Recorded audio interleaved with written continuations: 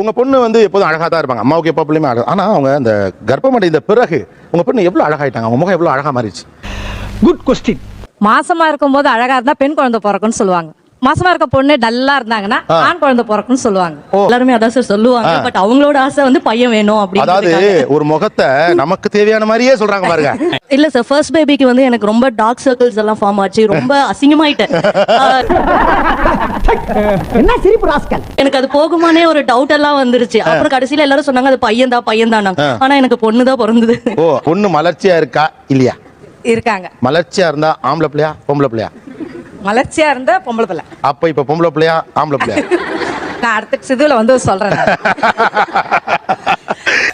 எங்க கிட்டேவா உங்க பொண்ணோட முகம் எவ்வளவு அழகா மாறி இருக்கு? அவ சிரிக்கிறப்ப ரொம்ப அழகா இருக்கும் எப்பயும். இப்ப வந்து கன்சீவ் ஆனதுக்கு அப்புறம் இன்னும் அந்த முகம் வந்து பளிச்சுன்னு இருக்கு. அவ ஏற்கனவே நல்ல கலரு, இப்ப இன்னும் கலரா இருந்த மாதிரி இருக்கு எனக்கு. நீங்க எம்ஜிஆர் மாதிரி நல்ல கால். ஆஃபீஸ்ல வந்து லிஃப்ட்ல ஏறணும். எனக்கு யூஸ்வலாவே அந்த வயிறு வந்து அவ்வளவா தெரியல. சோ எல்லாரும் டக்குன்னு உள்ள வந்துருவாங்க. கொஞ்சம் முன்னாடி தள்ளிட்டு தள்ளுங்க அப்படின்னு சொல்லிட்டு அதுக்கப்புறம் உள்ள போறது. கொஞ்சம் கால் எடுத்துங்க. லேடிஸ் வராங்க. சம்சே லேடிஸ் லேடிஸ். சரி, எங்கேயாவது நம்ம போகணும், நம்ம அட்டென்ஷன் கிடைக்கணும், ப்ரையாரிட்டி கிடைக்கணும் அப்படின்னு சொல்லும்போது இந்த இடத்துல நம்ம இப்படி வச்சோம்னா நம்மளுக்கு தானா அந்த அட்டென்ஷன் கிடைச்சு நம்மளுக்கு ப்ரையாரிட்டி கொடுத்துடுவாங்க. அப்பா, ஐயோ என்னமா தங்க, வயிறு வலிக்குதா? ஆமா, பசிக்குது. சாப்பிட ஏதாச்சும் வாங்கிட்டு வரியா? வாங்கிட்டு வரேன். கன்சீவா இருக்கும் அப்படின்னு கவனிப்பாங்கிறதுக்காகவே எப்படி நடக்கிறீங்க? இப்பதான் பிரைட் ஆரம்பிக்கலாம். ரொம்ப கேஷுவலா நடப்பேன் சார். ஆக்சுவலா அந்த மேடம் சொன்ன மாதிரி ரொம்ப ஸ்பீடா நடப்பேன். நான் ஓடுற மாதிரி இருக்கும் பாக்குறதுக்கு. நடையான் இது நடையான், ஒரு நாடகம் அன்றும் நடக்குது. இப்ப ஓட்டு போடுறதுக்கு ரொம்ப வெயிட் பண்ண வச்சாங்க. சோ அப்ப வந்து வைரலா ப்ரொஜெக்ட் பண்ணிட்டு எனக்கு ஆக்சுவலா 4 months தான். அப்போ வைரலா ப்ரொஜெக்ட் பண்ணிட்டு பின்னாடி முதுக சாச்சிட்டு அப்படியே ஸ்வெட் பண்ற மாதிரி எல்லாம் காமிச்சிட்டு போலீஸ் கிட்ட வந்து பர்மிஷன் கேட்டுட்டு ஒரு ராஜ மரியாதையோட போய் ஓட்டு போட்டு வந்தேன். மெதுவா. ஐயோ நீங்க எப்படி நடந்தா எனக்கே வயிறு கலக்குதுங்க. மெதுவா. வீணா வாசிக்கிற மாதிரி. விருப்பம் இருக்கவங்க இது நடந்து காட்டலாம். கொஞ்சம் நடந்து காமி. இப்ப பாரு ஆட்டத்தை தள்ளு நீ. இப்ப 7வது மாசம் மேடம், இப்ப எப்படி நடக்கிறீங்க? ஆத்தடி மொல்லமா என்ன எப்படி கிளம்பிட்டாளுங்க? ஒரு மார்க்கமா தாப்பா அலையறாளுங்க. நார்மல் நட. நார்மலா என் ஹஸ்பண்ட் நீங்க பக்கத்துல பாத்து இப்ப நார்மலே பார்த்தேனா? அப்படிதான் நடப்பேன். சோ யூசுவலா இப்படி தான் நடப்பேன். அப்படி சும்மா அப்படி சில்லுன்னு வரோம் மேடம். அதே என் ஹஸ்பண்ட் இருந்தாரு, எனக்கு ஹெல்ப் ஏதாவது வேணும் அப்படின்னா டக் மாதிரி கொடுங்க.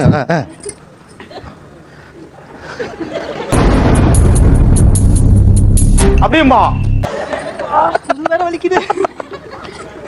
என்ன நடிப்பு நடிக்கிறாங்க. ஓகே, முதல்ல ஒரு உண்மை நடை நடங்க பாப்போம். 9th month sir. ஓகே, இது நார்மல் நட. இது சாம்பிள் தான், இன்னும் நிறைய இருக்கு. இப்ப ஒரு அந்த நட இருக்கும்ல, நம்ம பிரெக்னன்ட் ஆயிருக்கனாலே ஒரு நட அப்படின்னு சொன்னா கொஞ்சம் முடியாத மாதிரி புடிச்சிட்டு நான் ஆக்டிங் கொடுக்குறான் சார் அவன். ஐயோ என்ன மாதிரி நடிக்கிறான் சார் அவன். இந்த வாக்கிங்லாம் போகணும் அப்படின்னு சொன்னா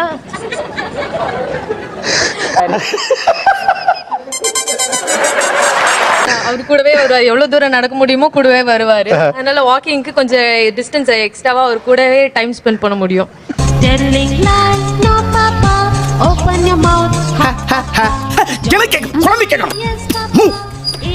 நான் பல பேர் ரோட்ல இப்படி வாக்கிங் போய் பார்த்திருக்கேம்மா.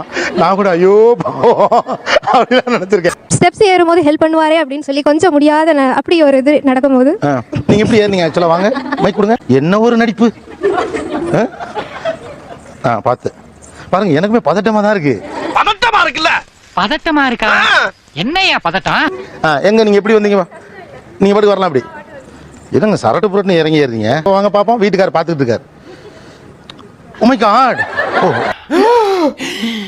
என்னாச்சு?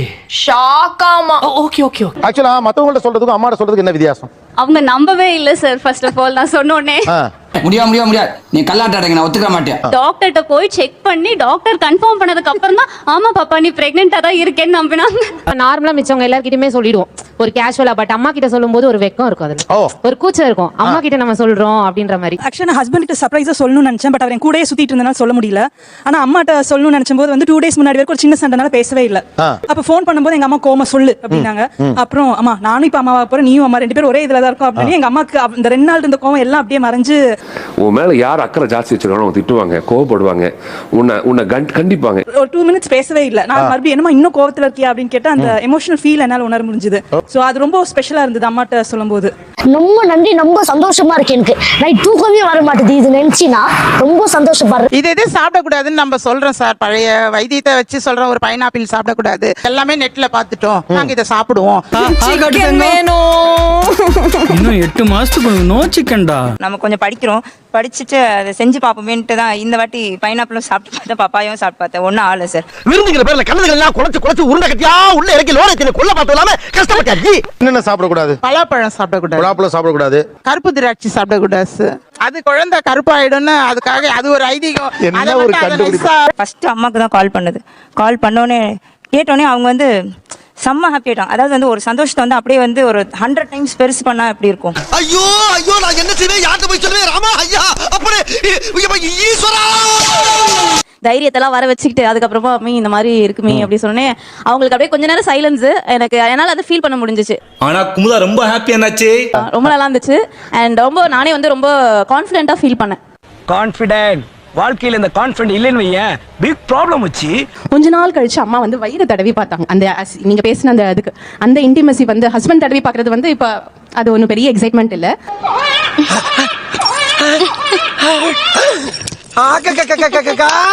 ஒரு 25 years மேபி இருக்கலாம். அதுக்கப்புறம் அம்மா வயிறை டச் பண்ணா அந்த ஒரு ஃபீல் வந்து லிட்டரலி லைக் பட்டர்ஃப்ளைஸ். இது போதும் எனக்கு, இது போதுமே. இப்ப அம்மாக்கள்கிட்ட போவோம் ரைட்டா. டாக்டர் பேச்ச கேட்கிறா, ஏன் பேச்ச கேட்க மாட்டேங்கிறா. சொல்றேன், மக்களுக்காக சொல்றேன். அம்மாக்கள் போடும் எந்த தடைகள் பிடிக்கவில்லை. எஸ் ரொம்ப கொடுமையான ரெஸ்ட்ரிக்ஷன். போட்டோவே எடுக்கக்கூடாது. போட்டோவே எடுக்கக்கூடாது. ஆமா. இது என்னடா புது பொருளியா இருக்கு. ஐயோ புதுசு புதுசா கிளப்பி விடுறாங்களே. அது வந்து கண்ணு படுமா? இல்ல உண்மையிலேயே அது கண்ணு படும், அது மாதிரி எடுக்கக்கூடாது, திருஷ்டி ஆகும் அப்படின்னு சொல்லி இருக்காங்க. அதனாலதான் நாங்களும் சொல்றோம். ஊருக்குள்ள சொல்றதா நான் சொல்றேன். ஊருக்குள்ள சொல்ற நீ எதுக்கா சொல்ற? ஊருக்குள்ள சொல்றதாப்பா நான் சொல்றேன். ஊருக்குள்ள சொல்றத நீ எதுக்குப்பா சொல்ற? அவங்க நிறுத்த சொல்ல நான் நிறுத்துறேன். அவங்க கிட்ட போய் நான் எதுக்கா நிறுத்த சொல்லணும்? குழந்தை பிறந்த அன்னைக்கு, குழந்தை பிறக்கும்ல, இப்ப குழந்தை பிறந்த அன்னைக்கு போட்டோ எடுப்பீங்களா மாட்டீங்களா? நான் கண்ணு முழிச்சிட்டேன்னா கண்டிப்பா எடுப்பேன். கண்டிப்பா விட மாட்டேன் சார். கண்டிப்பா நம்ம பெண்கள் தேவையில்லாம செலவு பண்றாங்க கர்ப்ப காலத்துல. அந்த கொடுமையை வாயால எப்படி நான் சொல்லுவேன்? பிரெக்னெண்டா இருக்கும்போது போடுற மாதிரி ட்ரெஸ்ஸுங்க வாங்குவாங்க. கம்மியா தான் வாங்குவேன். மந்த்லி ஒரு 5-6 அந்த மாதிரி வாங்குவேன். சமூகம் பெரிய இடம் போல இருக்கு. ஓ இந்த வாட்ச் எல்லாமே கூட இந்த ஸ்பெஷல் பீரியட். ஆமா, ஃபிட்பிட்ஸ். அப்படினா எந்திரச்சு நடக்கிறதுக்கு வந்து மறந்துடுவேன். சோ இது ரிமைண்ட் பண்ணனும், நம்ம ரிமைண்டர் செட் பண்ணிக்கலாம். பயப்பிடிச்சிட்டான். எல்லாம் டெக்னாலஜி. அப்புறம் போட்டோ ஷூட்டிங். போட்டோ ஷூட்டா? இப்பதான் கல்யாணத்துக்கு போட்டோ எல்லாம் எடுத்தாச்சு. இப்ப பிரெக்னெண்டா இருக்கும்போது போட்டோ எடுக்கணும். எவ்வளவு வரும் அந்த பேக்கேஜ்? மேக்ஸிமம் எனக்கு தெரிஞ்சு ஒரு 16,000. எது 40,000? பின்ன என்ன வாரணம் ஆயிரமா? வாயை மூடுடா. செப்பலுக்கு 2,000 கொடுத்து வாங்குறாங்க. எனக்கு கூட மனசு வரல. எதுக்கு? அவங்களுக்கு தானே எல்லாம் செய்ய போறாங்க. என்ன அவசரம்? அப்புறம் வாங்கிக்கினா போச்சு. எங்க போயிடு போகுது? கடை போயிடு போதா? எங்கன்னா இல்ல பணம் இல்லாம போயிடு போதா? நீ உணர்ச்சி வச்சத அடக்கு, சென்டிமெண்ட கட்டுப்படுத்து. அப்பதான் உனக்கு நல்லது. சார் அப்போ போகும்போது நம்மளால போக முடியாது இல்ல சார். நம்ம வந்து ரெஸ்ட்ல இருப்போம்.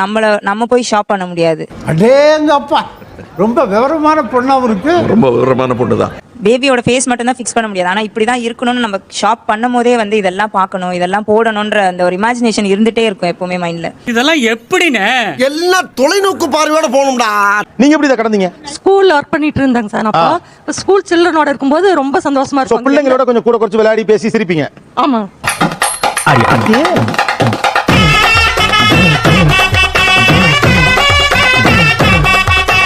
கோவிலுக்கு போயிட்டு சுத்திட்டு வருவோம். அதுதான் செய்வோம். கோவில் போயிட்டு வரீங்க. ஓகே, வேற ஜாயின்ட் ஃபேமிலியா இருந்ததால வேலை அது இதுன்னு செய்யறதுக்கே சரியா இருக்கும் எங்களுக்கு. வீட்டு தனக்குன்னு கவனிச்சுக்கிறதுக்கு அப்போ டைம் கிடையாது. எனக்கு இது வாங்கிக்கணும் கொள்ளணும்ன்ற அந்த எண்ணமே இல்ல. அதுக்கே டைமே இல்ல, அது யோசனையே வராது. நான் இப்ப என்ன பண்ண போறேன், இந்த அழகான ஒரு ஷோவை ஒரு அழகான சீமந்தத்தோட முடிச்சு வைக்கலாம் அப்படின்னு நினைக்கிறேன். நான் இப்ப செய்ய போற காரியத்தை பார்த்து நீங்களே ஆடி போயிருவீங்க, அசந்து போயிருவீங்க. அழகான குட்டி பசங்க அவங்க ஆசைப்படுறபடி உங்களுக்கு ஒரு சின்ன சீமந்தம் ஜாலியா ஃபன்னா பண்ண போறாங்க. ஓகேயா? Okay okay. ரெடியா? ஸ்டார்ட்டா? சீமந்தம் பண்ணிடலாமா? என் தங்கத்துக்கு நாளுக்கு நடக்குது. நாளுக்கு பாட்டு யாராவது பாடுங்க.